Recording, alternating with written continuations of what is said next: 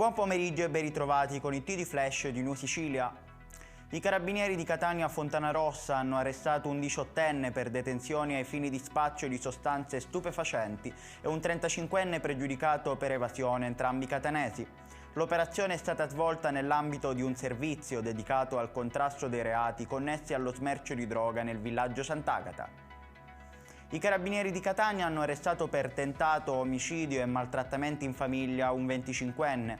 L'uomo è accusato di aver tentato di strangolare la moglie, aver rischiato di soffocarla con un pezzo di stoffa che l'aveva inserito nella gola per non farla urlare e di averla poi picchiata con il manico di una scopa. Sono stati arrestati due pastori rispettivamente di 65 e 37 anni accusati di detenzione ai fini di spaccio di sostanze stupefacenti.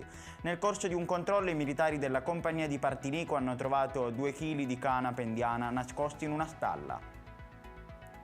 2 barchini con a bordo 79 migranti sono stati agganciati dalla motovedetta Vallone della Guardia di Finanza quasi all'ingresso del porto di Lampedusa. Entrambi i natanti partiti da Sfax in Tunisia sono stati trainati fino a Molo Favarolo. I 2 gruppi sono stati portati all'hotspot di Contrada Imbriacola dove al momento vi sono 1112 ospiti a fronte di 350 posti. Ed è tutto per questa edizione, il prossimo appuntamento sarà alle ore 18.